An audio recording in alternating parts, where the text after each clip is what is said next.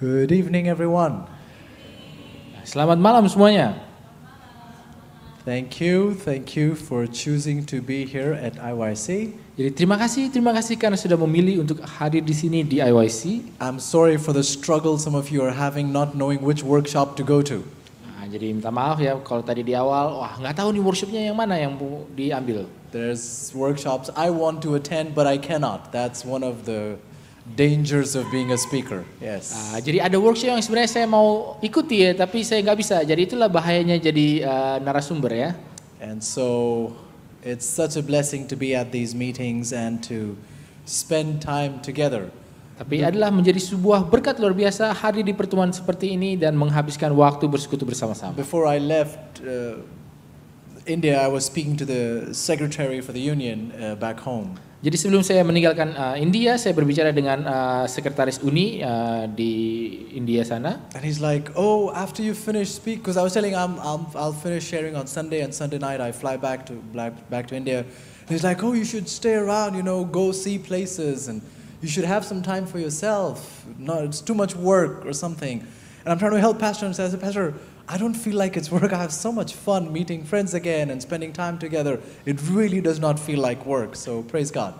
Jadi sekretaris ini bilang, saya bilang kan, saya selesai hari Minggu terbang pulang, terus dia bilang, jangan habiskan 1-2 hari lagi setelah kegiatannya. Tapi saya bilang, enggak lah, ini enggak seperti kerjaan. Karena saya senang bisa hadir di sini ketemu dengan teman-teman lama. Jadi ini bukanlah hal yang melelahkan bagi saya. Ini tidak, hitungannya bukan kerja buat saya. But I won't lie to you. One of the challenges being at these meetings is you want to give everything, but you don't want to overburden the saints also. Tapi ya memang tantangannya di sini ya, saya tidak bisa bohongi bahwa di pertemuan seperti ini kita mau berikan semuanya, tapi pada saat yang sama kita tidak bisa membuat kayaknya para orang-orang yang hadir di sini kewalahan juga karena terlalu banyak mendengar. And so there's a need for a lot of heart surrender and asking God, please show us what your people really need.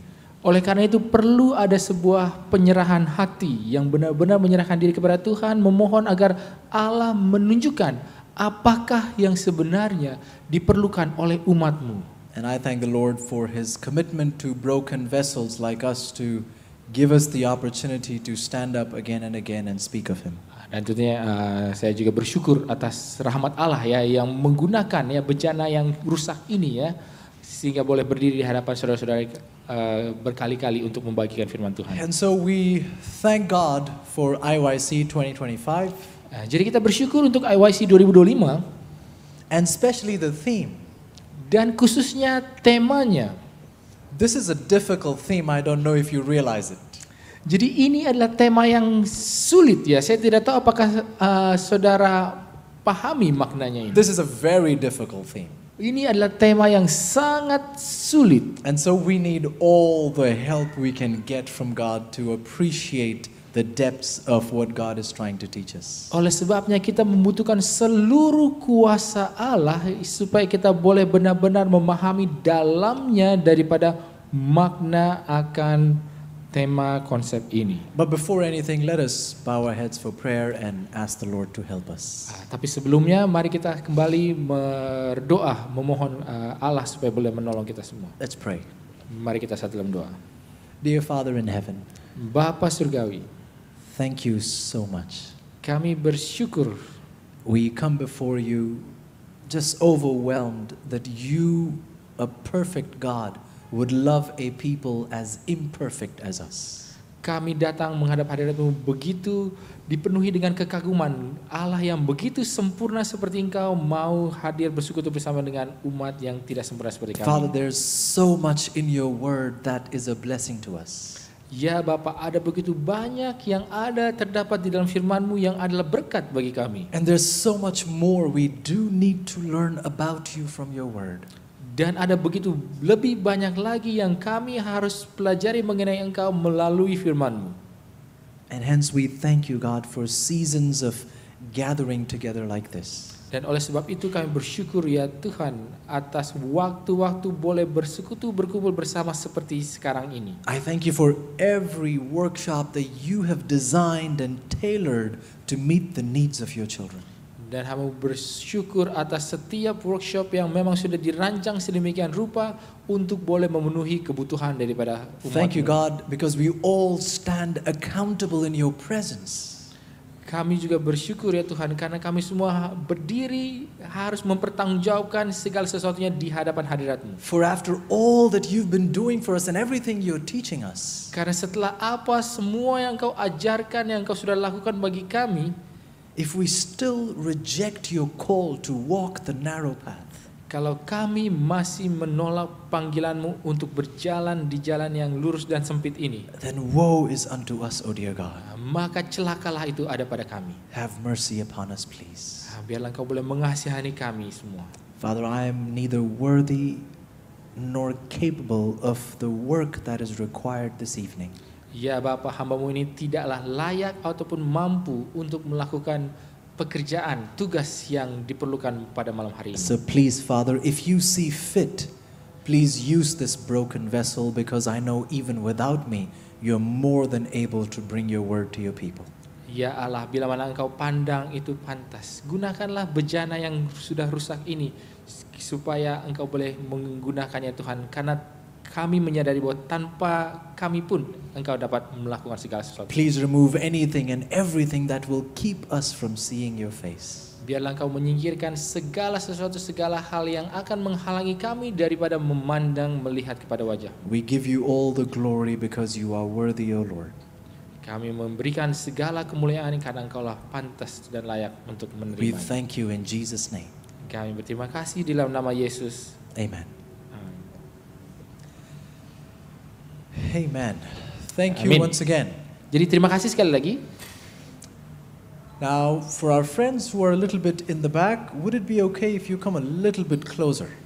Bagi teman-teman, saudara-saudara yang ada di belakang, bolehkah agak sedikit maju sedikit lagi boleh?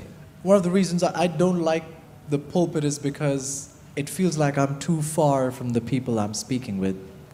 Jadi salah satu alasan saya yang kurang suka ya mimbar, karena sepertinya saya terlalu jauh dari orang-orang yang sementara saya sedang bicara dengannya. So I don't like the distance. So we want to come together as we study, please. Jadi saya kurang suka kalau ada jarak ya. Kita mau datang mendekat berkumpul bersama-sama sementara kita akan belajar ini. Okay, our theme is Baik, tema kita ini adalah come forth as. And earlier it was very interesting as I was hearing this over and over again. Come forth as gold, and what was everyone saying? We are what? Gold. Oke, jadi tema kita ini adalah timbul seperti emas atau muncul seperti emas ya. Tadi saya juga terkejut juga mendengar yel-yelnya ya, come forth as gold, dan kita bilang we are gold. And I said earlier that I guess we're mesmerized, even when you look up at the backdrop, we're mesmerized by the allure of gold and the brightness of gold. Dan ya sepertinya kita juga kalau kita lihat di sini kita bisa seringkali terkesima atau terpana oleh ini ya, godaan ataupun rasa tertarik akan emas ini. But if you're saying yes, we're gold, then what you're saying is I'm also willing to be tested and tried as gold. Tetapi kalau kita bilang, oh ya kita ini adalah emas, artinya kita juga mengatakan bahwa kita mau diuji dan dimurnikan seperti emas. I mean, you do know that's what makes gold gold. Dan saudara tahu itulah yang membuat emas itu adalah emas ya. It's perhaps one of the easiest, if I can say, refining process. Dan sebenarnya ini kalau bisa saya katakan adalah cara pemurnian yang paling mudah. You just increase the heat. Jadi tambahkan aja panasnya. And if there's any other metal that's trying to mix with it, it simply can't stand the heat, it jumps out. Dan bila mana ada logam-logam lain yang tercampur di tengahnya, di antaranya, dia nggak tahan dan dia akan seperti terlempar keluar. So when we say, yes, we are gold, Jadi kita katakan, oh ya kita adalah emas. I guess we're looking at the end product and saying, oh yes, I want to be shining like gold. Ya mungkin kita berpikir, tentang produk akhirnya, oh ya kita seperti emas, kita emas. But shiny gold has gone through a lot of tests and a lot of fires. Tetapi emas yang berkilau sudah melalui berbagai macam ujian. But sadly, even in the church, it becomes imperative for us to study what real gold is like. Dan sayangnya ya, bahkan di dalam gereja adalah menjadi sebuah keharusan bagi kita untuk mempelajari sebenarnya emas itu seperti apa sih. So in the world you hear this statement, all that glitters is not gold. You've heard that? Dan di dunia ini ada satu peribahasa yang mengatakan bahwa semua yang berkilau itu bukan emas. Pernah dengar itu ya? But did you also know all real gold does not always glitter? Tapi apakah saudara tahu juga bahwa semua emas murni tidaklah selalu berkilau? All that glitters is not gold, Jadi, semua yang berkilau itu bukanlah emas. and real gold does not always glitter. Dan emas yang sejati tidak selalu berkilau. And so it's almost shameful to have to study together as a church what real gold is like. Dan menjadi hal yang memalukan ya untuk harus belajar dengan jemaat gereja sekalian seperti apakah emas itu sesungguhnya. Because Instagram's version of real gold is glassy skin. Karena kalau versi Instagram mengenai emas murni itu adalah kulit yang seperti porselen itu ya, mengkilat. With layers of artificial stuff on you that even you can't recognize you. Dengan lapisan-lapisan bahan-bahan yang tidak alamiah sehingga Anda pun tidak bisa mengenali Anda sendiri. That's what gold is to the world, the glitter on the outside. Dan itulah emas bagi dunia, bahwa kilau yang ada di luarnya itu. And in the Bible, to be gold means to be tested, to be pushed, to be stressed. Dan dalam Alkitab untuk menjadi emas itu adalah harus diuji, harus didorong, harus ditekan. In the sanctuary, you look at all these articles. Take for example the candlestick. Dan di dalam bait suci pun saudara lihat semua perabotannya. Contohnya anggaplah 7 kaki dian ini. It's made of a talent of gold. Ini dibuat dari 1 talenta emas. Which is over $2 or $3 million. Yang kalau nilainya secara nominalnya itu lebih dari 2-3 juta dolar. It was like $1 million, I think, I don't know, 10 years ago or something. So estimating its value, it must be 2, 3, 5 times that amount. Ya itu mungkin ya 10 tahun lalu itu kira-kira ya sekitar 1 juta 2 juta dolar. Jadi ya mungkin sudah naik 2-3 kali lipatnya. But as you look at the candlestick, it looks so beautiful. All these engravings and all these artworks of almonds, wonderful craft work has been done on it. Dan kalau sudah lihat penjelasan mengenai 7 kaki dian ini, begitu indah ukirannya, ada buah badamnya, pokoknya semua yang dilakukan terhadap satu perabotan ini. But then the Bible says it was made of beaten gold, as in to give it that beauty, it had to be beaten and beaten and beaten again. Tetapi Alkitab mengatakan bahwa ini dibuat dari emas yang sudah ditempa ya, supaya mendapatkan keindahannya ini berarti dibuat dari emas yang sudah ditempa dan ditempa lagi. That's what gave the candlestick representing the church of God. That's what gave the church its beauty, the beatings. Dan itulah yang menggambarkan gereja, jemaat. Nah, itulah yang memberikan gereja ini keindahannya, bahwa ia sudah dideras demikian rupa. Many years ago I was speaking to a pastor from China. Berapa tahun yang lalu saya berbicara kepada seorang pendeta dari Cina. And he says, brother, every time persecution increases in our country, so does our membership. Dia katakan bahwa setiap kali perundungan ya atau persekusi itu meningkat di negara kami, keanggotaan kami justru juga meningkat. So when persecution fires die out, so does the stance of the members. Dan ketika persekusi itu, penganiayaan itu mulai mereda, demikian juga statistik jemaat itu juga mereda juga. But when the brethren are being tested, they are on fire for the Lord. Membership increases. Tetapi ketika para umat ini sedang dianiaya, mereka ini diuji, iman ini sedang harus dipertahankan, maka keanggotaannya itu meningkat. So let's try and see if we can understand God's plan for us. Jadi mari kita coba lihat apakah kita bisa memahami rencana Allah bagi kita. Let's start with a very well-known text, 1 Corinthians 10. Mari kita mulai dengan satu ayat yang sudah tidak asing bagi kita, 1 Korintus pasal 10. And verse 13, 1 Corinthians 10:13. 1 Korintus 10 ayat yang ke-13. 1 Corinthians 10:13. 1 Korintus 10 ayat 13. The Bible says, Alkitab mengatakan, pencobaan-pencobaan yang kamu alami ialah pencobaan-pencobaan biasa yang tidak melebihi kekuatan manusia. Sebab Allah setia dan karena itu ia tidak akan membiarkan kamu dicobai melampaui kekuatanmu. Pada waktu kamu dicobai, ia akan memberikan kepadamu jalan keluar sehingga kamu dapat menanggungnya. everyone knows this text, correct? Ya, semua orang tahu ayat ini ya, benar? Many of you perhaps know this text from memory. You've preached on this text, heard sermons on this text. Mungkin saudara ingat ini ayat hafalannya atau bahkan sudah pernah mengkhotbahkan ayat And ini. yet Ya. it's beautiful how God bids us to keep going back to an old well in search of new water. Tetapi adalah hal yang indah bagi Allah, gimana kita selalu seolah-olah dipanggil untuk kembali ke sumur yang lama untuk menimba air yang baru. Let's try and break this text down. Mari kita coba uraikan ini ayat ini. We read it, we think we like it, Kita baca ini dan kita pikir kita suka akan ayat ini. but when it gets real, we actually get uncomfortable with what this text is saying. Tetapi ketika sudah menjadi kenyataan ya atau menjadi harus diterapkan, jadi mungkin kita nggak nyaman dengan ayat ini. First of all, here's what the first sentence says. Here's the first thought off of that text. Nah, pertama-tama inilah apa yang dikatakan oleh kalimat pertamanya nih, pemikiran pertama dari ayat ini. There is no temptation, there is no trial that has come to you. Jadi tidak ada pencobaan, tidak ada ujian yang datang kepada saudara. The King James says, but such that is common to man. Ya, kalau di dalam King James katakan adalah pencobaan yang biasa dialami manusia. You know what that means? Saudara tahu apa artinya itu? And I'll ask you if you agree with this. Dan saya akan tanya apakah saudara setuju dengan hal ini? What it's saying is, whatever tests or trials you're going through, Jadi yang dikatakan di sini adalah bahwa tidak peduli ujian ataupun pencobaan apa yang datang kepada Anda, there's nothing special about that trial. tidak ada yang istimewa mengenai pencobaan itu.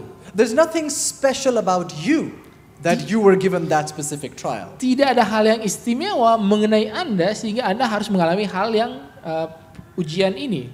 I don't want you to think that I'm belittling you as I say this. I'm just trying to clarify something here.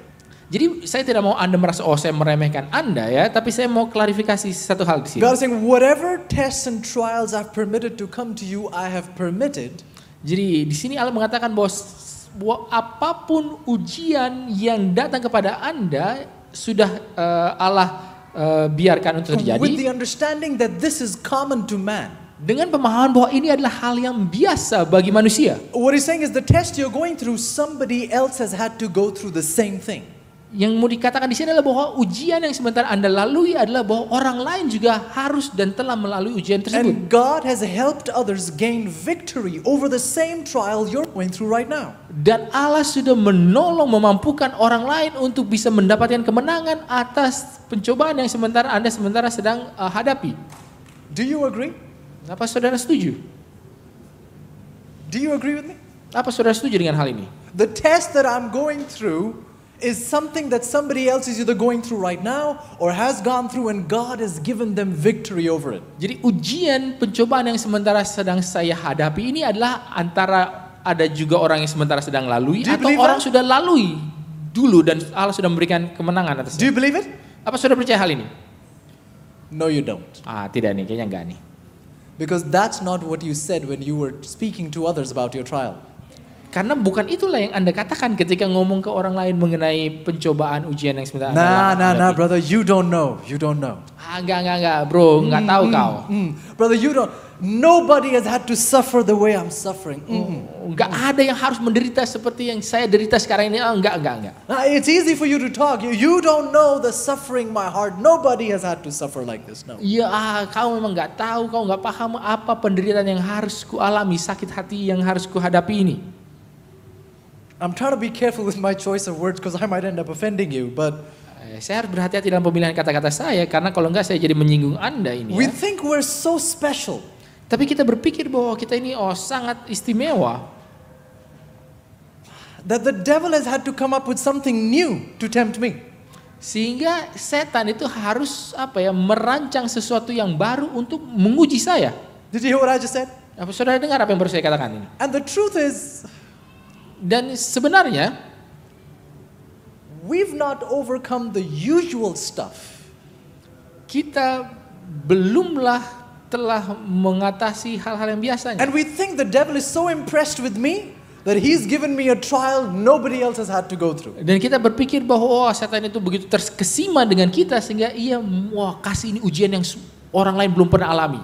And hence this embraced ideology, no one else has had to go through this. Sehingga kita mengambil pemahaman ini bahwa tidak ada yang pernah melalui apa yang saya lalui ini. And the Lord is saying every time when you're going through a trial, when you're being tested to come forth as gold, you're saying, God, this is, nobody else has gone through this. Dan setiap kali, makanya setiap kali kita harus melalui sesuatu, setiap kali kita harus melalui ujian supaya kita dapat ditempa, diuji murni seperti emas, kita katakan, Tuhan, tidak ada orang yang pernah lalui ini. And God whispers and says, child, that's a lie. That's the lie of the devil. Don't accept that. Dan Allah sebentar katakan, anakku, itu adalah kebohongan. Itu adalah kebohongan daripada setan. Jangan terima itu. What you're going through, someone else has gone through it. I've given them victory. I will give it to you. Apa yang sebentar Anda hadapi, orang lain sudah hadapi dan mereka mendapatkan kemenangan, aku pun juga akan memberikan kemenangan kepadamu. Next the text goes on to say, but God is faithful. Lalu kemudian ayat yang melanjutkan mengatakan bahwa sebab Allah setia. What that means in context with what God has just said. Dengan apa artinya itu mengenai dalam konteks apa yang Allah baru saja katakan? What it's saying is, yes, God is not saying, I'm not ignoring the severity of the trial. I know it's rough. Jadi Allah mengatakan, aku tidak merendahkan kesulitan daripada cobaan ini. But child, as you're in the trial, I don't ever want you to forget that God will not leave you alone. God will not let you down. Tetapi anakku, di dalam ujian yang sementara kau hadapi itu, jangan pernah lupakan bahwa Allah tidak pernah membiarkan engkau sendirian. I'm not taking away from the suffering. I know you're suffering, but I've got you to get you to understand, I will be with you all along through it. Jadi aku tidak mengatakan atau merendahkan pencobaan penderitaan ini, tetapi selama melaluinya, tahuilah bahwa aku akan bersama-sama dengan Because engkau child, melalui. if I leave you in that trial, you will die. Karena anakku, kalau kubiarkan engkau diam tetap tinggal di dalam pencobaan ini, maka kamu akan binasa. So God is faithful. Karena itulah Allah setia. So faithful that the text goes on to say, Ya begitu setia sehingga ayat melanjutkan mengatakan, He will not suffer you. He will not allow you to be tempted above that ye are able. Ia tidak akan membiarkan kamu dicobai melampaui kekuatanmu. Do you believe it? Apa saudara percaya itu? Do you believe it? Apa saudara percaya hal ini? Now you're scared to say yes. Terlalu takut untuk bilang iya nih. Because my answer is no, you don't believe it. Karena jawaban saya udah tidak, Anda nggak percaya ini. Because again, that's not what you said when you were praying in your trial. Karena bukan hal itu yang Anda bilang waktu lagi berdoa di dalam kesulitan pencobaan ini. This is how the prayer went.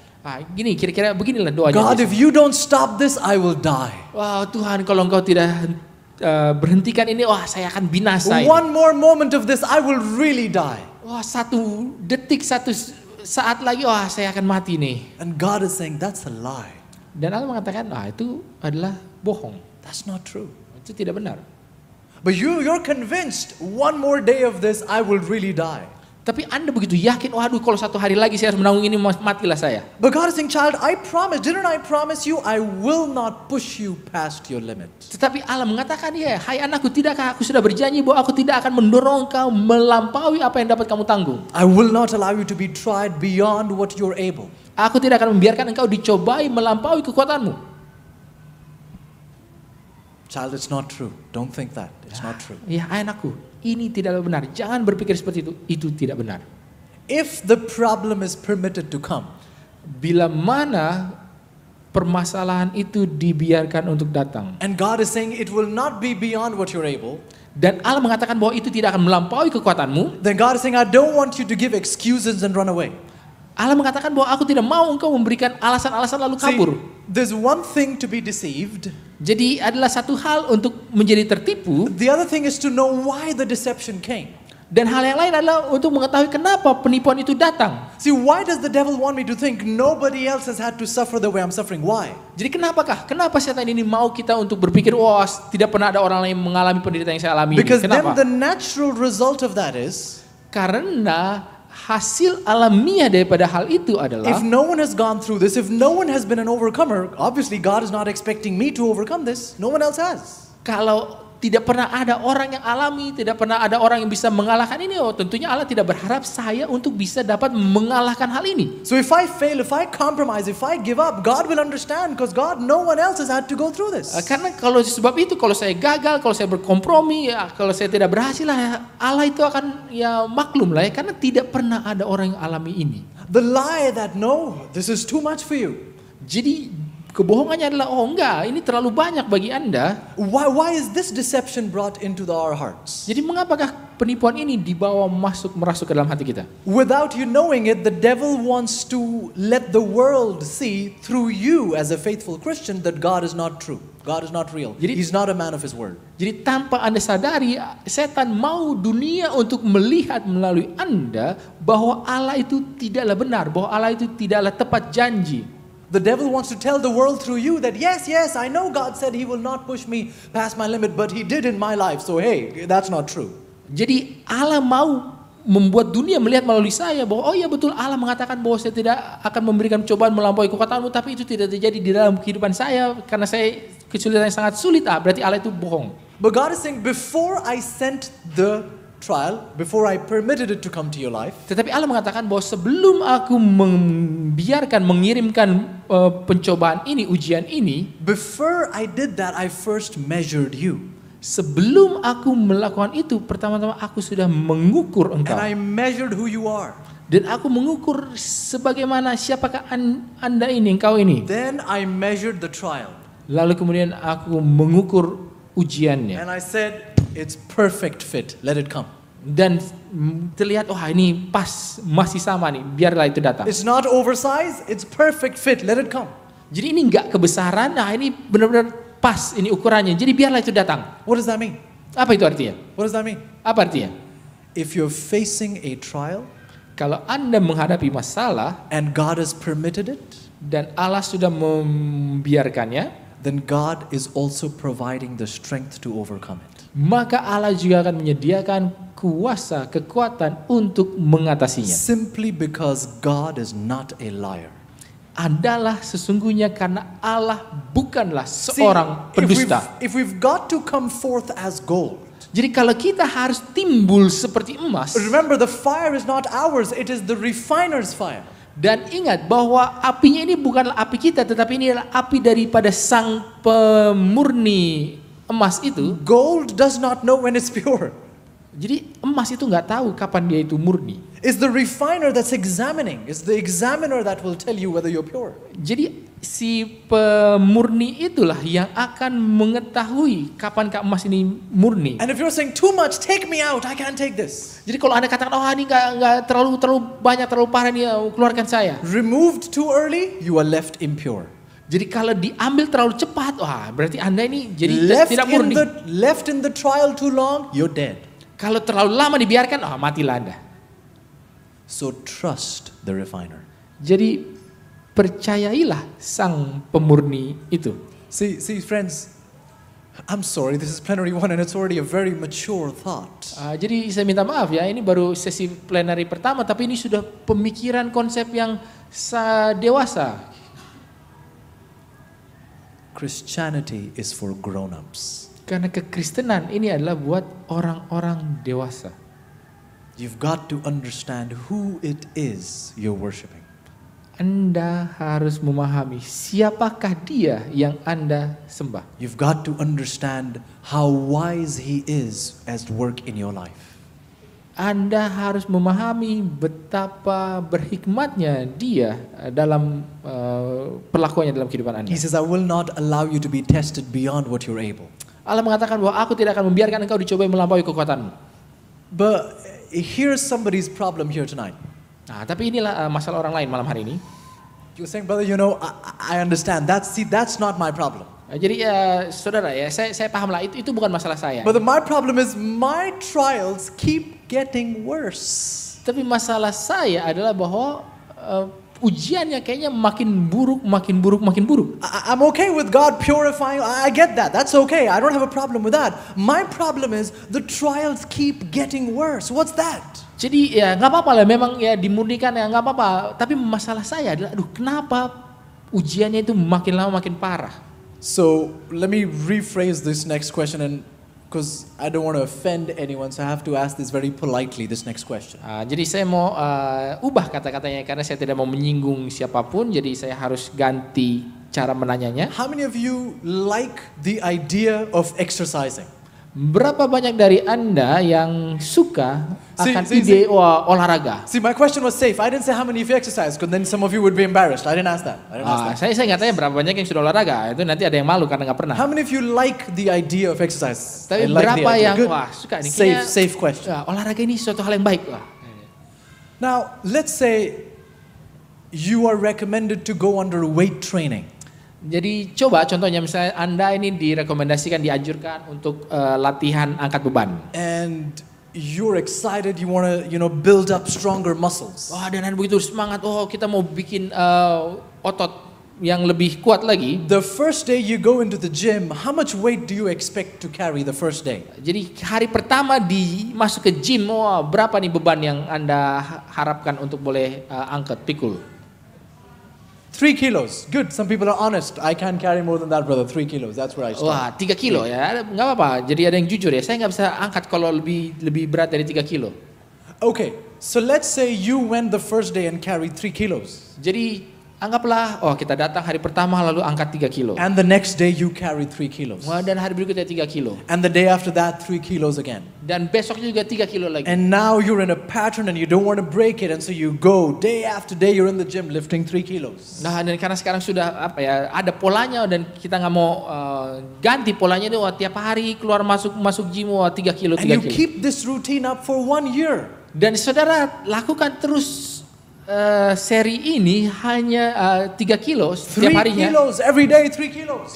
Selama 1 tahun 3 kilo setiap hari. By the end of the year, pada akhir dari 1 tahun itu, how many of you think you'll have big muscles? Berapa yang pikir nanti akan punya otot yang kuat besar? None of you think that? Some of you are tempted to say yes. Ada yang mungkin tergoda untuk bilang ya. And then I will know you've never exercised. Dan saya akan tahu dengan pasti bahwa Anda nggak pernah olahraga ini. So you're lifting 3 kilos every day, faithfully, every day. Jadi Anda angkat ini 3 kilo ya dengan setia tiap hari selama 1 tahun 3 kilo. Will that give you bigger muscles? Apakah itu akan memberikan Anda otot yang lebih What besar? do you have to do to get bigger muscles? Apa yang harus Anda lakukan untuk mendapatkan otot yang lebih besar lagi? Increase the weight. Kita harus tambahkan bebannya. Is it easy every time you increase? Apakah mudah ketika kita tambah bebannya? The pain is harder.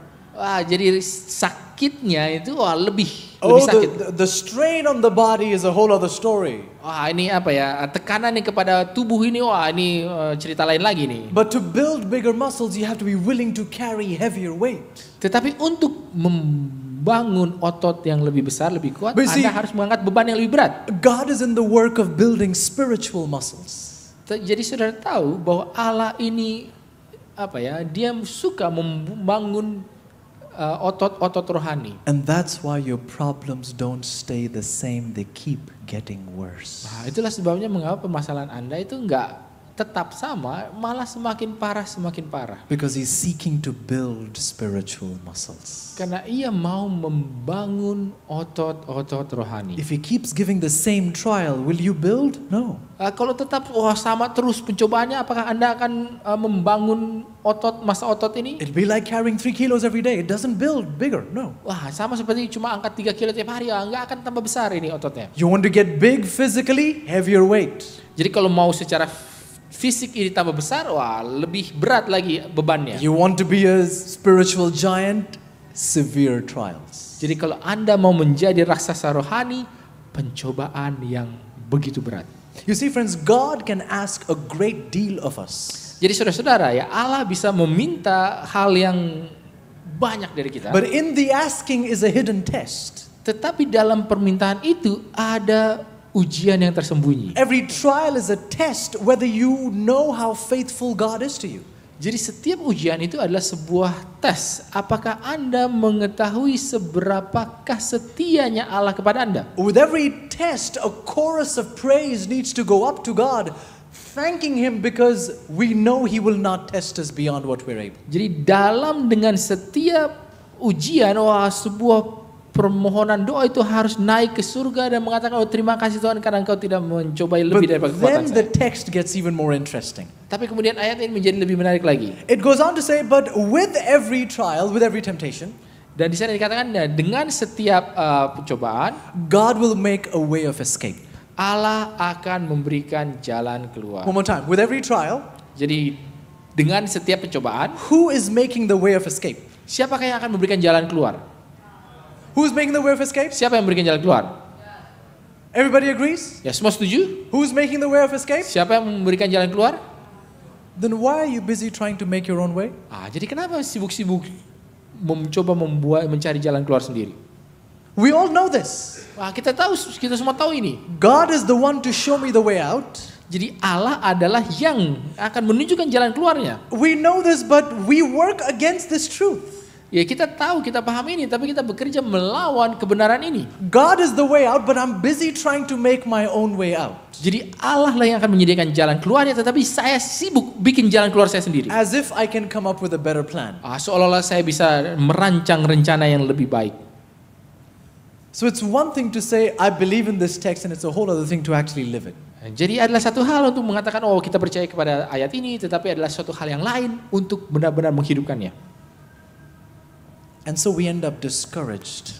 Dan oleh sebab itu kita akhirnya menjadi patah semangat. This is too severe. No one else has had to go through this. Ini terlalu sulit. Tidak ada orang yang harus melalui hal ini. And Sister White puts it beautifully.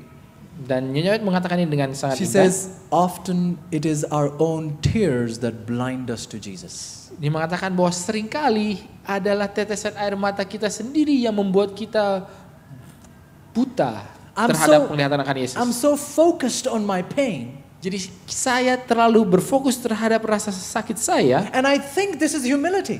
Dan saya mengira ini adalah kerendahan hati. See, this is a very severe deception in the church. Ini adalah sebuah penipuan yang sangat parah di gereja ini. Where we're feeling so sorry for ourselves. Di mana kita begitu merasa mengasihani diri kita sendiri. And we throw ourselves a pity party. Dan kita akhirnya jadi terlalu mengasihani diri. I feel bad for what I'm going through. Aduh, kasihannya saya, kenapa saya melalui ini? And I don't realize this is called self-centeredness. Dan saya tidak menyadari bahwa ini adalah memusatkan diri sendiri pada diri sendiri. What I'm describing as humility is actually self-centeredness. I can't stop thinking about myself. Jadi yang saya jelaskan sebagai kerendahan hati itu sebenarnya adalah memandang pada diri sendiri.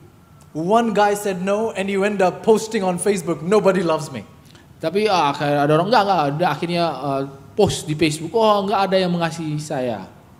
What is that? Apa itu? Nobody loves me. Enggak ada yang sayang sama saya. And parents read that and they're heartbroken. It's like, what?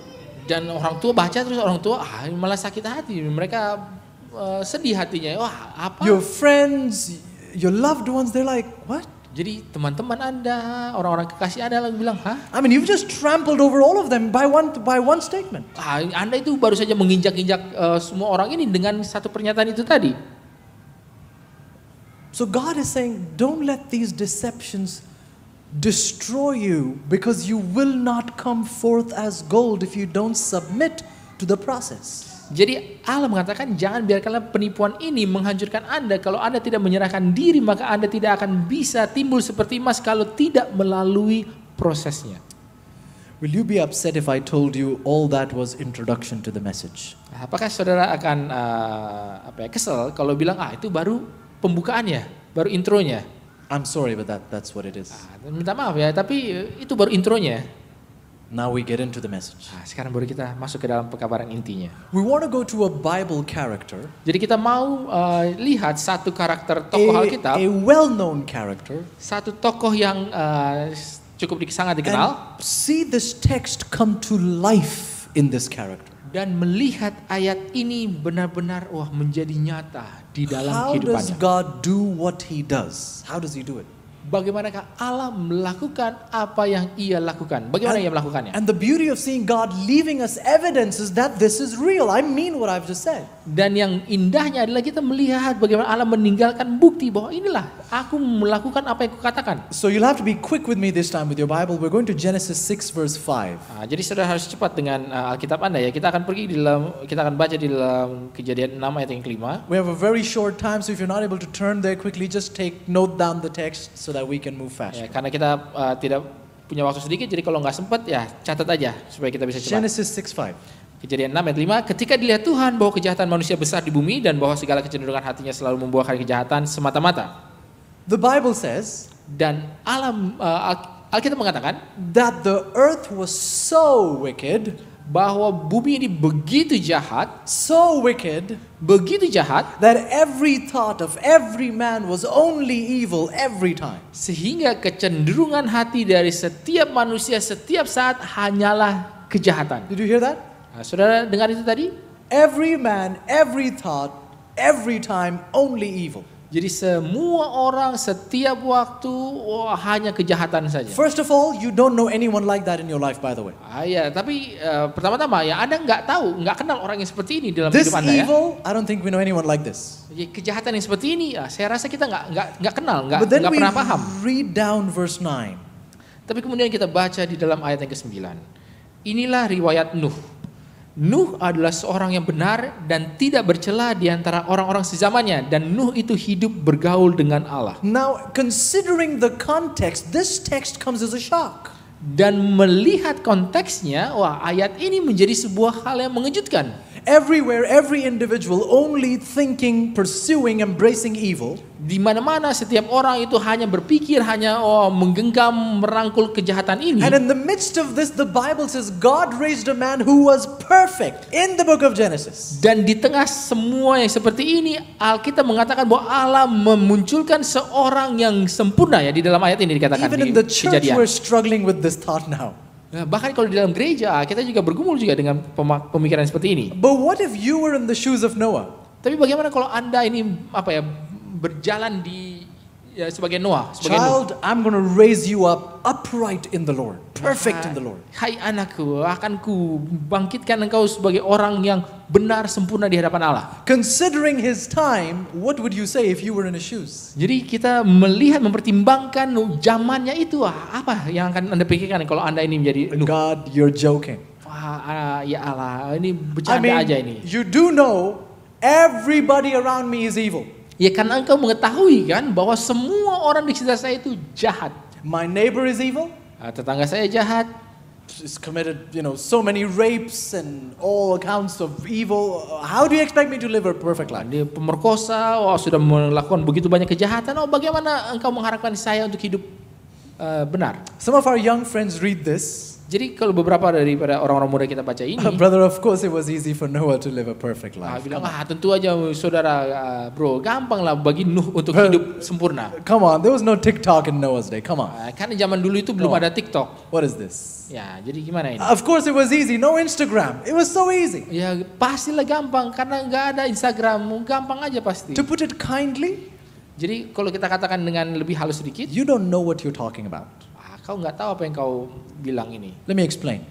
Saya coba jelaskan. How many of you are good at math? I am not, so I'm not going to raise my hand. Jadi berapa banyak dari Anda yang jago matematikanya? Karena saya nggak angkat tangan. At math. Jadi berapa banyak yang jago matematikanya? My friend right here is good. So yes. Okay. So, who was the man who lived the longest? Jadi siapakah orang yang hidup paling lama? Methuselah. How long did he live? Methuselah berapa umurnya? So, Brother Wilson, considering Methuselah is 969, Adam is 900 something, that seems to be like a very common age. So my question is, what would be the average lifespan in Noah's day? Jadi kalau Methuselah 969, Adam 930-an, ya jadi kira-kira berapalah rata-rata ekspektasi hidup di zaman Nuh? I don't know how to calculate average. So, what do you think would be an average age? Ya, jadi berapa kira-kira rata-ratanya ya?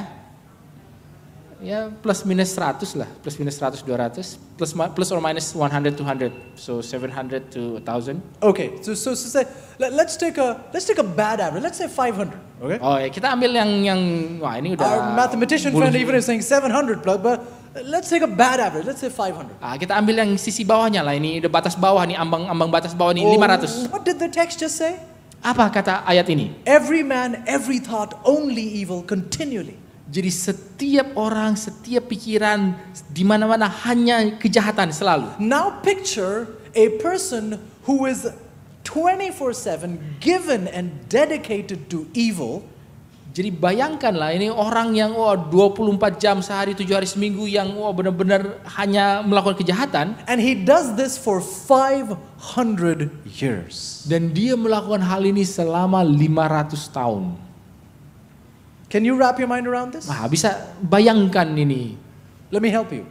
Saya bantu nih. Imagine Hitler living for 500 years. Bayangkan kalau Hitler ini hidup 500 tahun. Saddam Hussein living for 500 years.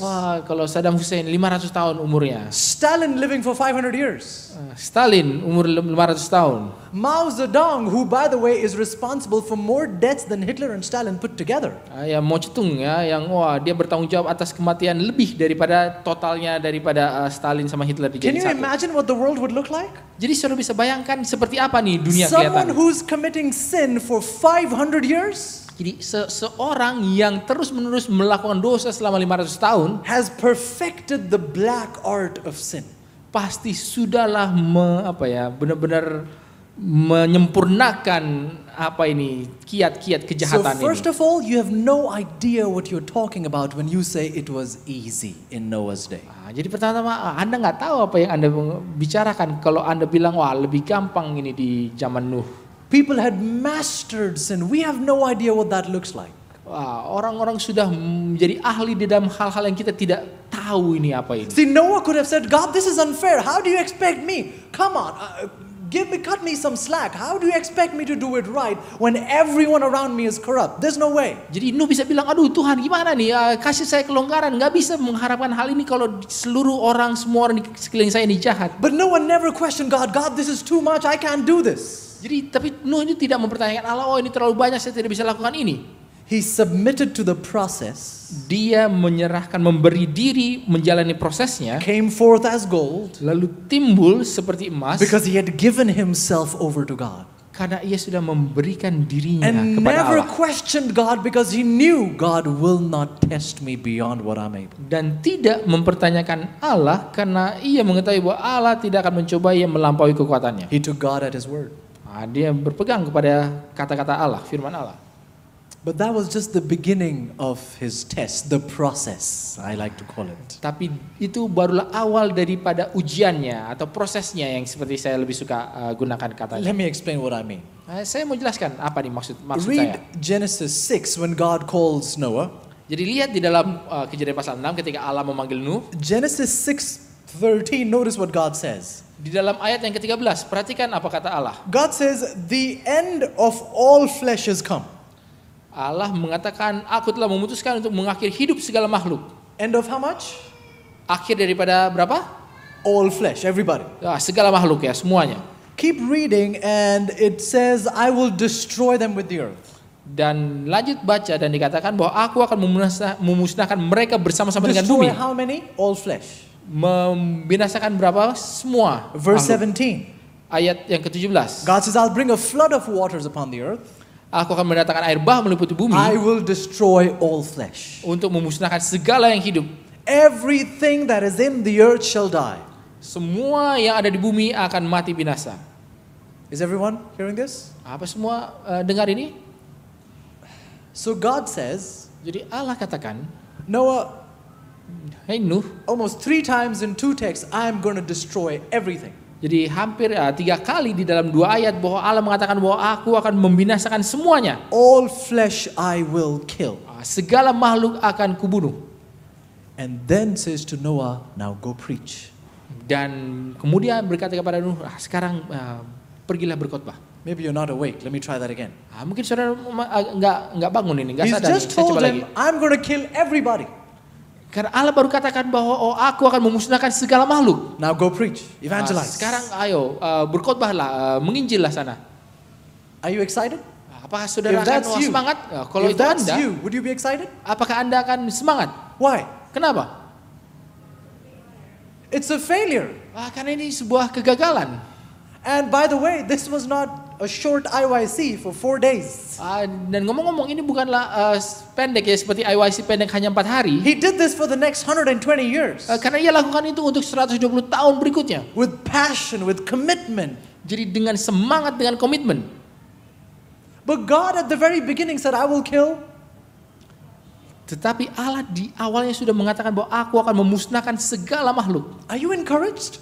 Apakah Anda Are you encouraged to dikuatkan enter the mission field? untuk masuk ke dalam ladang pelayanan seperti Go itu? preach in Jakarta. By the way, I'm going to kill everybody. Ayo khotbahkan di Jakarta, tapi ngomong saya akan binasakan semua orang di Jakarta ini. Did Noah question God? God, what is this? Apakah Noah mempertanyakan Allah, apa ini? How do you expect me to preach?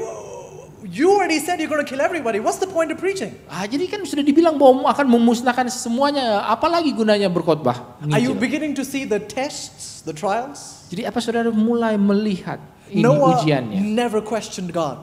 Jadi Nuh ini tidak pernah mempertanyakan Allah. Because Noah understood something many young people in our church still don't understand.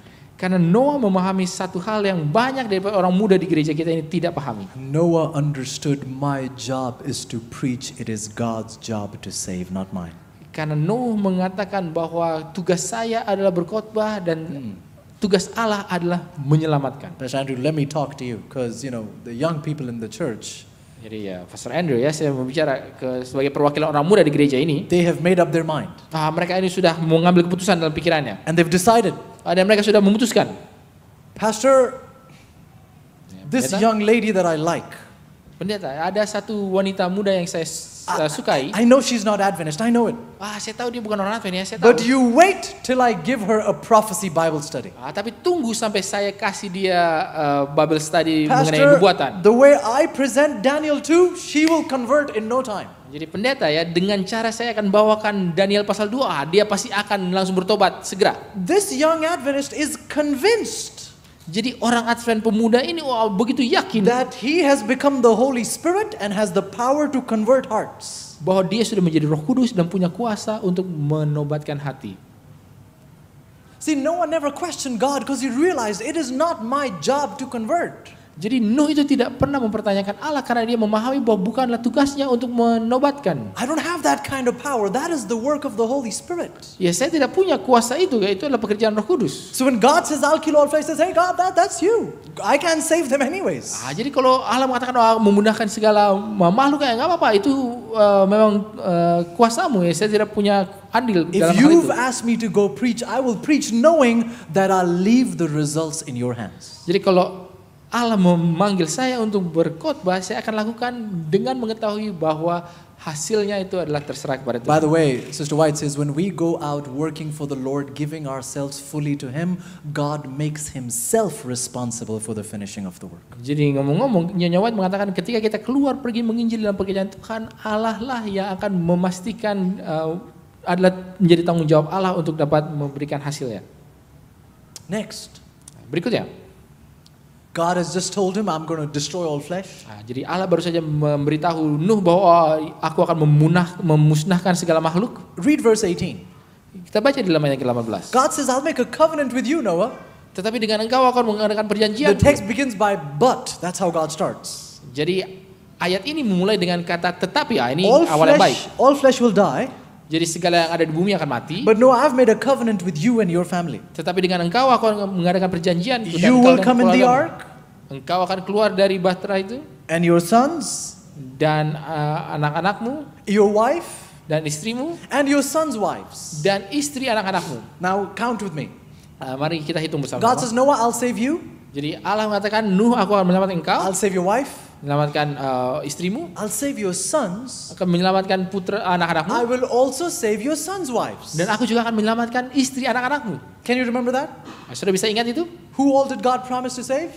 Jadi siapakah yang Allah janji untuk selamatkan? Noah, Nuh, Noah's wife, istri Nuh, Noah's sons, and anak-anak Nuh dan the sons wives. dan Everybody istri clear? daripada anak-anaknya. Ya, semua jelas ya? Okay.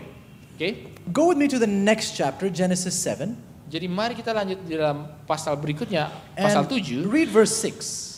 Baca di dalam ayat yang ke-6. It says Noah was 600 years old when the flood came. Dikatakan Nuh berumur 600 tahun ketika air bah datang meliputi bumi. Everybody got that text? Saudara Genesis semua 7, sudah 6. baca di dalam ayatnya. So, Kejadian 7 ayat 6. Noah is 600 years old when the flood comes. Jadi Nuh ini usianya 600 tahun ketika air bah itu datang. How long has he been preaching before this? Berapa lama ia sudah berkhotbah selama 120 ini? years. 120 tahun. 120 years ago is when God called him to this ministry. Jadi 120 tahun yang lalu adalah saat di mana Allah memanggilnya dalam pelayanan ini. When God said, I will save you, your wife, your sons, and your sons' wives. Ketika Allah mengatakan bahwa aku akan menyelamatkan engkau, istrimu dan anak-anakmu dan istri anak-anakmu. Now, you do the math. I'm not good at it. Sekarang Anda hitung Go matematika. back 600 years. No, sorry. Go back 120 years from 600. Jadi mundur 120 tahun dari 600. How old is Noah when God called him then? Berapakah usia Nuh ketika Allah memanggilnya?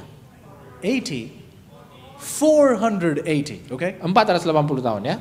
I thought somebody said 80, and I'm like, your math is just like mine. Okay. So, 480. Jadi 480. Clear? Ya, jelas ini? He's 480 years old, and God says, I will save you, your wife, your sons' wives. Jadi Allah memanggil dia dan mengatakan, oh aku akan menyelamatkan engkau, istrimu, anak-anakmu dan istri anak-anakmu. Read Genesis 5:32. Lalu kemudian baca di dalam Kejadian 5 ayat 32. Genesis 5:32. Kejadian 5 ayat 32. Noah was 500 years old, Setelah Nuh berumur 500 tahun, and Noah begat Shem, Ham, and Japheth. ia memperanakan Sem, Ham, dan Yafet. How old is he? Berapa usianya? When he had children. Ketika ia memiliki anak-anak. When did God call him? Kapan dia memanggilnya? 480. Umur usia And said, 480. I will save you, Mengatakan aku menyelamatkan and your engkau wife, dan istrimu and your dan sons, and your anak-anakmu sons. dan istri anak-anakmu. Now go preach. Sekarang berkhotbahlah. I say, you're saying amen. Jadi saudara bilang amin. But first of all, Tapi pertama-tama, God, if it's not bad enough not knowing how to explain what an ark is, jadi kalau enggak cukup parah, enggak tahu cara menjelaskan If it's apa not- ini bahtera ini, if it's not bad enough that I don't know how to explain what a flood is, kayaknya enggak cukup parah bahwa kita enggak tahu gimana cara menjelaskan apa ini air bah. now you're expecting me to go tell the world that you will save my sons? Dan sekarang diminta untuk katakan kepada dunia bahwa engkau akan menyelamatkan anak-anakku When I have no sons yet? ketika aku belum punya anak. So for the first 20 years of his ministry, Jadi selama 20 tahun pertama pelayanannya, he's preaching with passion. God has made a covenant with me. ia berkhotbah dengan semangat bahwa Allah sudah membuat He perjanjian wants to make denganku a covenant with you. dan ia mau membuat perjanjian dengan engkau. And as he goes forth preaching, Dan sementara ia maju dan for the berkhotbah, first 20 years, he has to face this. selama 20 tahun pertama, ia harus hadapi ini, hal ini. And the people are saying the old man has lost it. He's gone crazy. Dan orang-orang bilang, ini orang ini udah gila dia, udah hilang well, akal. in the middle of the sermon, somebody would have said, well, stop. What sons? Lalu kemudian ada ketika lagi khotbah ada yang bilang, stop dulu, anak-anak mana ini? Wives will come later. What sons? Ya, istri nanti belakangan, tapi anak-anak dari mana? What are you talking about? Bicara apa ini? To everything God asked Noah to do, Jadi untuk setiap hal yang Allah minta Nuh untuk lakukan, it wasn't making all sense in the head. itu nggak masuk akal dalam isi kepala nih. God, how will me, one man, try to help the world understand this? It's too much. Ya bagaimanakah saya ini hanya seorang diri saja akan bisa membuat dunia memahami ini ya, And he terlalu never banyak. asked God, he never made that complaint to God. God, this is too much. Tapi ia tidak pernah menyampaikan keluhan itu, ini terlalu banyak Tuhan. God, as I go out and tell the community, waters are going to come forth from the sky, nobody will believe me. Jadi selama saya harus akan kabarkan ke orang-orang bahwa akan ada air turun dari langit, nggak akan ada yang percaya I'm ini. telling them waters from the sea will come on the land. It has never happened. There's no scientific evidence for this. Saya katakan bahwa ada air yang akan keluar nanti dari laut ke daratan, tidak ada bukti ilmiah tentang hal God, ini they pernah will terjadi. call me crazy. What are you asking me to do? Jadi Tuhan, mereka akan bilang saya ini gila. Jadi apa ini yang Tuhan minta saya lakukan? Are you catching this? Apa saudara mulai tangkap ini? And he never questioned. Dan ia tidak pernah mempertanyakannya. He never said, God, this is too much, because he kept reminding himself, God will never ask me for too much. Ya dia nggak pernah tanya, oh ini terlalu banyak, karena ia selalu mengingatkan dirinya bahwa Allah tidak akan meminta yang melampaui And that's why kesanggupan. the Bible says that by faith Noah built an ark.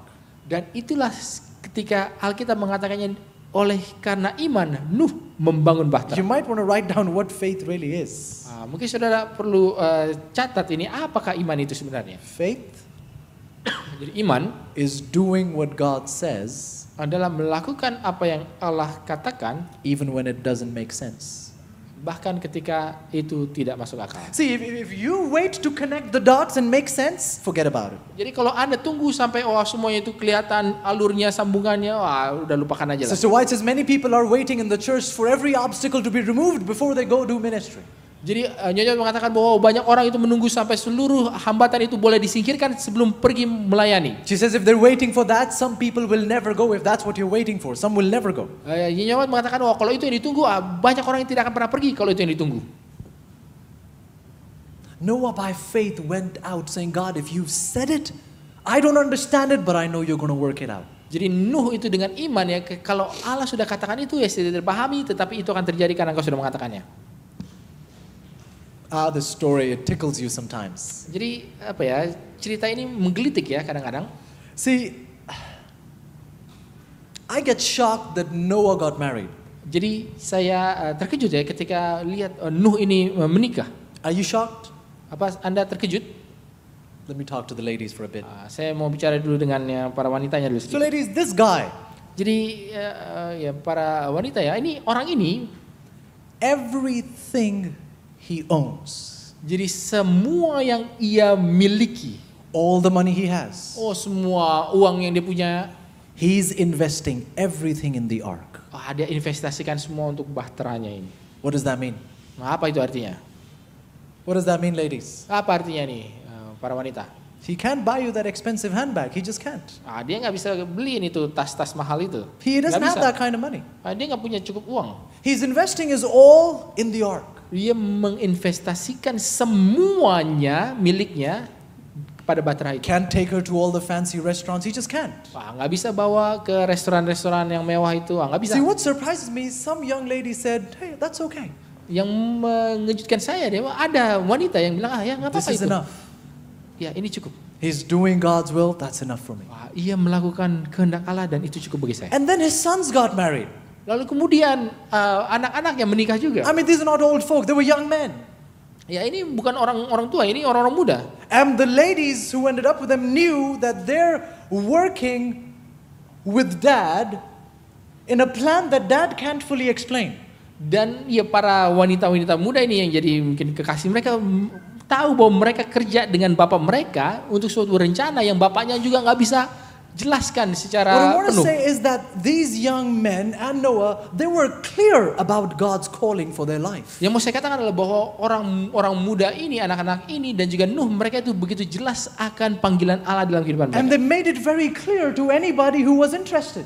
Dan mereka membuat itu jelas bagi semua orang yang tertarik untuk dengar. No false hope, no false expectations, no. Jadi tidak ada harapan-harapan palsu, tidak ada ekspektasi-ekspektasi palsu. They made it very clear, this is what God has asked us to do. Would you like to team up? Dan mereka membuatnya itu sangat jelas bahwa inilah yang Allah minta kami untuk lakukan. Mau bergabung, Are you feeling kerjasama? impressed to go along that same path with me? Apakah Anda dikesankan, didorong untuk maju di dalam jalur yang sama dengan saya? And for these women, this was enough. Dan bagi wanita-wanita ini, ini cukup. I wish our young people were this straightforward, this certain in life. Jadi saya harap ya orang-orang muda kita ini begitu ya lurus-lurus aja This is seperti ini, what begitu God has called yakin. me to do. Take it or leave it. Inilah yang Allah panggil saya untuk lakukan, terima atau tinggalkan. I can't let go of what God has called me to do. Saya tidak bisa tinggalkan apa yang Allah sudah panggil untuk saya lakukan. So to me, it's a blessing to see how Noah and his family were able to walk this narrow path. Jadi bagi saya adalah sebuah hal yang adalah sebuah berkat ya untuk melihat bahwa Nuh dan keluarga ini dapat menjalani jalur ini. By the way, did you realize it only took one family member to be wholly surrendered to God? Dan saudara-saudara, apa sudah perhatikan bahwa hanya perlu satu anggota keluarga yang benar-benar menguduskan diri dan berserah kepada Allah. Some friends come and ask, brother, how do I win my relative, my parent? How do I win them? I'm praying for them. I don't know how to bring them. How do I do it? Jadi ada orang mungkin yang bertanya, aduh gimana cara saya bisa memenangkan kerabat, keluarga? Saya nggak tahu gimana caranya memenangkan mereka. And I tell them, this is God's call for you to be more fully surrendered to Him. Dan saya katakan bahwa ini adalah panggilan Allah kepada Anda supaya Anda itu lebih berserah sepenuhnya. God has always needed just one family member to save the whole family. Karena Allah itu hanya selalu membutuhkan hanya satu anggota keluarga supaya boleh menyelamatkan seluruh keluarga itu. Hanya satu. So Noah's up in age. Jadi Nuh ini mulai bertambah usia. He's nearing 600 now. Dia mulai hampir 600 sekarang. And God has revealed to him how the animals will get into the ark. Dan Allah menyatakan kepada dia bagaimana binatang-binatang ini akan masuk ke dalam bahtera. Now if you're Noah, nah sekarang kalau Anda ini you're Nuh, thinking, God, I'm about 600. dan mungkin kalau Anda ini Nuh akan berpikir, aduh saya ini I sudah hope hampir 600. You're not expecting me to run behind a giraffe and catch him and put him in the ark. Jadi saya harap ya Allah tidak meminta saya untuk berlari mengejar jerapah lalu tangkap lalu masukkan ke At bahtera. this age, for me to go catch an elephant, I don't see me doing that, Lord. Jadi pada usia ini, kalau saya harus tangkap gajah, kayaknya saya nggak melihat saya lakukan And itu. maybe I might manage to do this, but please don't tell me I'll have to jump in the river and catch a crocodile, because I ain't doing that. Kalaupun saya bisa lakukan itu, jangan harap saya harus lompat ke sungai terus tangkap ini buaya. Jangan harap, nggak bisa saya Did lakukan. Noah ever raise this question? Apakah Nuh pernah mengangkat It seems like a pertanyaan-pertanyaan ini? logical question. Ini karena pertanyaan-pertanyaan yang logis ya. But Noah never asked the question. Tapi Nuh nggak pernah tanya pertanyaan ini. Because Noah understood Karena Nuh memahami that's not what God asked me to do.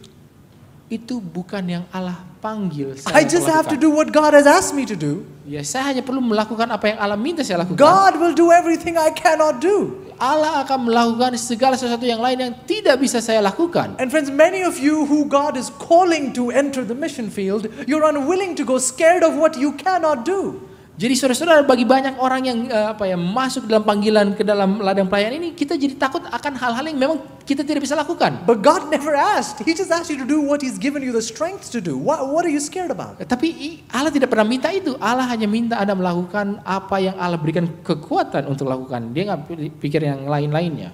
It was tough for Abraham, for Noah. It was tough. Wah, ini sulit juga untuk Nuh ya. And every time somebody said, Noah, how do you know it's going to rain? Dan setiap kali ada orang yang tanya, Nuh, tahu dari mana bakal ada hujan ini? God said it.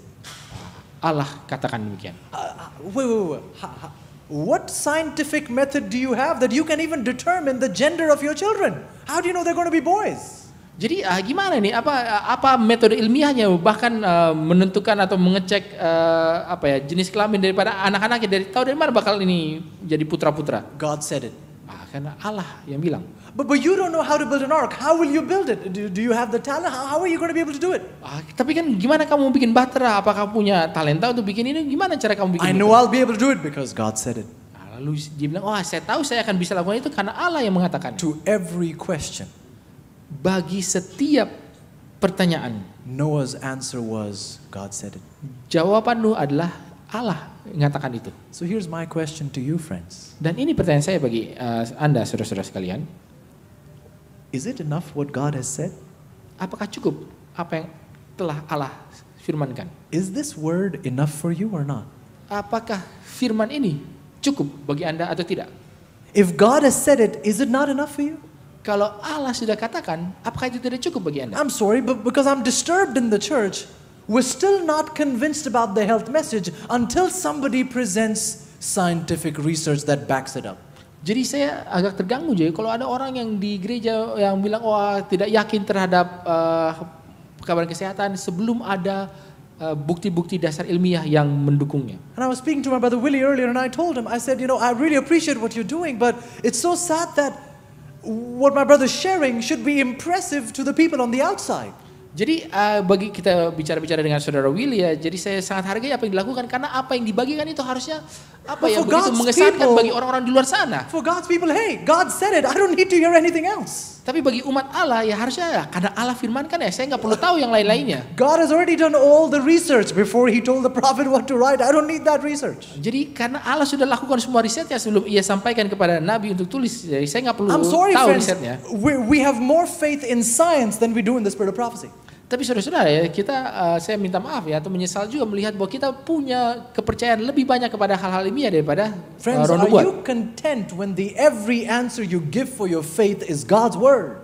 Saudara-saudara, apakah Anda merasa cukup puas kalau setiap jawaban daripada semua pertanyaan yang Anda dapat berikan adalah bahwa karena Allah katakan itu? The family gets into the ark. Lalu kemudian keluarga ini masuk ke dalam bahteranya God closes the door. dan Allah menutup pintu bahteranya And it begins to rain. dan mulai hujan. And it begins to rain. Mulai hujan ya. Some of you don't know what to say. Yes or no, you don't know. Don't Kata remember bilang the ya atau story. enggak, ya baca Alkitabnya. Sabbath school didn't tell us. Karena di sekolah sahabat nggak dikasih tahu. Did it rain? Apakah hujan? How? Please, those who said yes, please quiet that voice because that's not true. Kalau bilang iya hujan, It didn't rain for the next. Jadi 7 tidak days. hujan sampai 7 hari berikutnya. And on the inside, it's a mess. Dan di dalam itu udah kacau lah semua itu. Animals everywhere. Jadi binatang di mana-mana. And where there are animals, there is Dan kalau ada binatang ada juga animal waste. ya, kotoran-kotorannya. And where there's animal waste, there is Dan kalau ada kotoran ada juga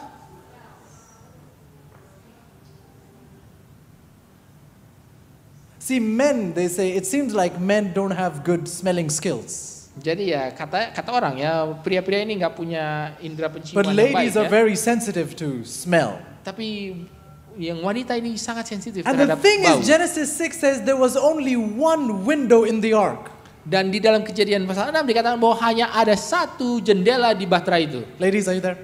Jadi para wanita ya, saudara ada paham ini? Imagine you're Mrs. Noah Jadi bayangkan ini sebagai Nyonya Nuh ini with a handkerchief to the nose. dengan sapu tangan di hidung. Now, honey, you know I love you. Ya sayang, kau tahu aku sayang kamu. But are you sure God said one window? Tapi apakah kamu yakin Allah cuma bilang I mean, satu jendela surely aja? God understands cross ventilation. I mean, that's basic science. Come on. Tapi pastikan Allah tahu ini apa ini namanya ventilasi yang silang ini ya. I mean, Karena Allah pasti tahu ini. we don't know how long we're going to be here. Karena kita nggak tahu berapa lama kita di sini. And they were in the ark for over a year. Dan mereka ada di dalam bahtera itu selama lebih dari 1 tahun. Are you sure God said one window? Now you could live like this, man. I can't. Dan kamu yakin Allah cuma bilang satu jendela ya mungkin kamu bisa hidup kayak Honey, gitu this tapi is, saya nggak bisa. I love you and everything, but this is too much. Mungkin bilang aduh sayang aku mengasihi engkau tapi ini udah terlalu banyak kelewatan. Noah's response, honey, God never asked for too much. Nah, tapi jawaban daripada Nuh adalah ya sayang God never Allah asked. tidak pernah meminta melampaui yang kita bisa. And then the mocking on the outside, the jeering, the mockery, it's horrible. Lalu kemudian celaan, olok-olokan dari luar, itu parah juga itu. Perhaps the sons, grew up in an Adventist home, never questioned. Maybe the sons' wives now, go ask your dad, when is this rain coming? What's going on? Mungkin yang kalau anak-anaknya tumbuh besar di lingkungan Advent gak pernah tanya, tapi istrinya gimana? Coba tanya bapak dulu gimana ini? I mean, we know God keeps His word, but how long will we keep hearing this? Can God not shut them up? This is too much. Ya kita tahu bahwa Allah itu akan selalu memegang janjinya, tapi berapa lama lagi kita harus mendengar kata-kata ini? And Bisa nggak Allah diamkan mereka? praise God, friends. God never shut the mouths of those outside who were mocking those who were obeying God's word. Jadi ya kita puji Tuhan juga ya, karena Allah tidak pernah mendiamkan orang di luar yang mengolok-olok orang yang sementara di dalam melakukan pekerjaan Tuhan. And we're busy telling God right now, God, please stop them. Why are they torturing us? Why are they saying? God's not going to do that. Ya karena kita diminta, wah gimana kapan Allah akan diamkan mereka, jangan menyiksa mereka ya, karena Allah tidak akan lakukan itu. But you say, why God, why not? Do you not love me? And God is saying, wait, I thought you said we are gold. So here you go. Ya tapi kita kan, wah gimana nih, bukankah Allah mengasihi kita, jadi bagaimana? Tapi itulah supaya timbul seperti emas ini.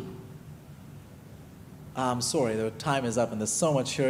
After 120 years of preaching, Jadi ya waktunya sudah habis juga karena masih banyak lagi nih. Tapi setelah 120 tahun, Not one person entered the ark outside of Noah's family. Not one. setelah 120 tahun berkhotbah, tidak satu orang pun di luar daripada keluarga Now, Nuh place yang masuk. yourself in the shoes of that evangelist. Jadi kalau tempatkan diri saudara sebagai penginjil ini. By the way, we do know many people believed in the Lord and died before the flood, but when the flood came, not one outside of Noah's family entering the ark. Jadi kita tahu bahwa banyak orang juga yang percaya, tapi mereka sudah meninggal dulu sebelum air bahnya turun. Tetapi ketika air bahnya turun, tidak ada satu orang pun selain keluarga Nuh.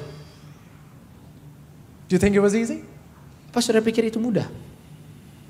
We're talking about coming forth as gold. Dan kita berbicara mengenai timbul seperti emas ini. And in this 120 years, oh brother was tested and tried over and over again. Dan selama 120 tahun ini, Nuh ini diuji, dicobai berulang-ulang kali.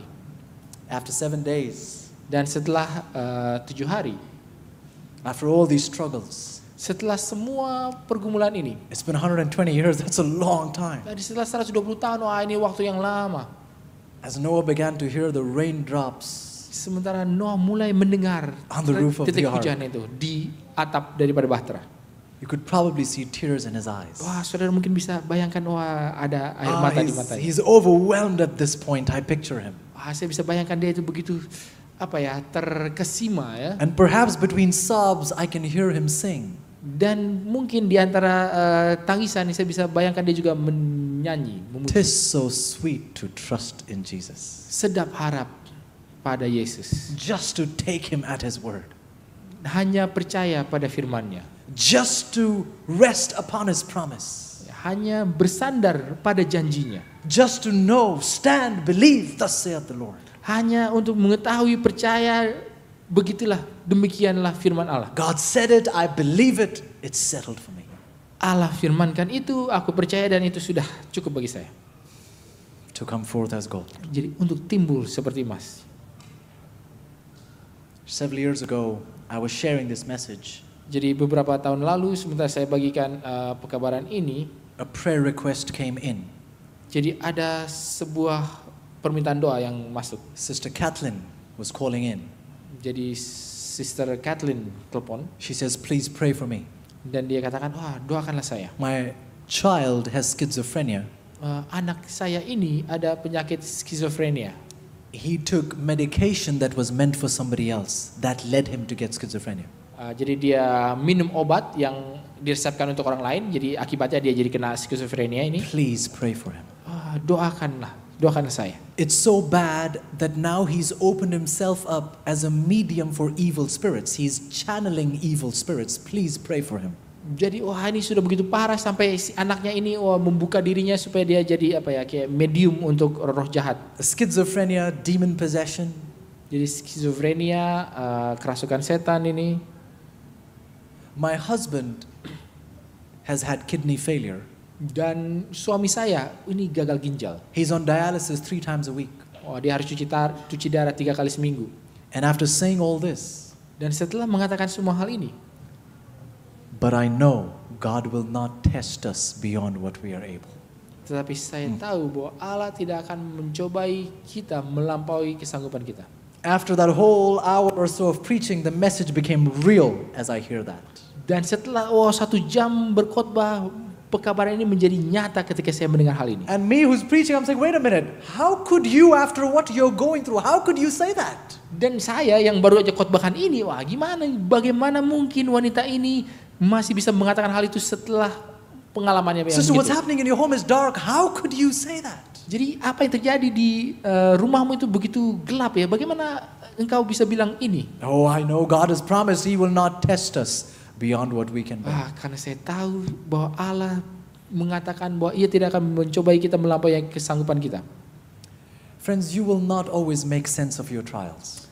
Jadi saudara-saudara, Anda tidak akan bisa selalu memahami apa ini maksud daripada kesulitan Anda. All you need to make sense of is who your God is. Yang Anda perlu dapat pahami adalah siapakah Allah And Anda. if God is making sense, then it's okay. Dan kalau Allah ini masih masuk akal, To berarti trust nggak apa-apa. and take Him at His word. Untuk percaya pada firman-Nya. Let trials not make you run away from Him, but run to Him. Biarlah pencobaan ini bukan membuat Anda lari daripadanya, tetapi lari kepadanya. It's a high calling. Ini panggilan yang tinggi ini. You want to come forth as gold? Jadi Anda mau timbul seperti emas, You will be put in the fire. There's no other way. Anda akan dimasukkan melalui perapian itu. Tidak ada jalan lain. He is the way of escape. I don't have it. Dialah yang memiliki jalan keluarnya. Saya tidak The memiliki. pastor doesn't have it. IYC doesn't have Ya, it. pendeta itu nggak punya jalan keluarnya. IYC ini nggak punya jalan keluarnya. God is the way out. Allah lah jalan keluar. So don't resort to social media addiction in your trials. Jadi janganlah bergantung kepada kecanduan sosial media di dalam kesulitan Anda. Don't resort to substance abuse in your trials. No. Janganlah malah lari kepada penyalahgunaan obat-obatan. My young friend, suicide is not the way out. Jadi teman-teman, rekan-rekan orang muda, bunuh diri itu bukanlah jalan keluarnya. Jesus says, I am the way out. Yesus katakan, akulah jalan And when I keluarnya. bring you out of this, Dan aku akan membawa engkau keluar dari hal ini, you will come forth as gold. maka engkau akan timbul seperti emas. Would you like that? Apa saudara mau ini? Now I tell you, this is serious. Saya katakan ini serius ini. If you want to come forth as gold, Kalau Anda mau timbul seperti emas, then you say, God, bring it. Whatever it is, bring it. maka Anda katakan, ya Tuhan, ini udah bawa itu bagi Jo. Because I know you'll bring me forth. Karena aku tahu bahwa engkau akan membawa saya timbul I'm seperti not emas. bringing myself forth. He brings me forth as gold. Iya, karena saya tidak membuat diri saya sendiri, menimbulkan diri saya sendiri, tetapi Allah lah yang akan menimbulkan saya ini seperti emas. If you're willing Kalau Anda mau itu, to be put in the fire, untuk dimasukkan ke dalam perapian ini, only then hanya dengan demikian. stand with me, please, as we pray. Nah, hanya kalau itu, berdirilah bersama dengan saya sementara kita berdoa. Dear Father in heaven, Bapa surgawi dalam surga, thank you, God. terima kasih Tuhan. Our trials don't make sense to us, Pencobaan-pencobaan kami tidaklah masuk akal bagi kami. but that's okay, God, because you make a lot of sense. Tapi itu tidak apa-apa karena Engkau ya Allah masuk dalam akal pemikiran kami. Thank you, God, Terima kasih Tuhan.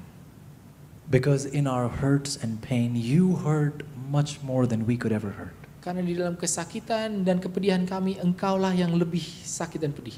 And we thank you, God, because you've promised us Dan kami bersyukur ya Tuhan karena Engkau sudah menjanjikan kepada kami that you are faithful. You will not leave us alone in that trial. bahwa Engkau adalah setia, Engkau tidak akan membiarkan kami sendirian di dalam pencobaan itu.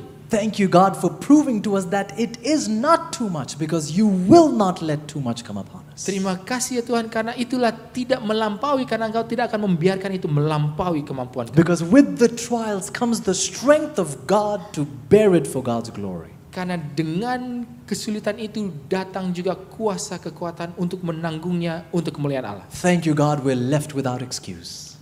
Terima kasih ya Tuhan karena kami sudah tidak ada alasan lagi. Lord, we dare to say we are gold. Ya Bapa, kami berani mengatakan bahwa kami adalah emas itu.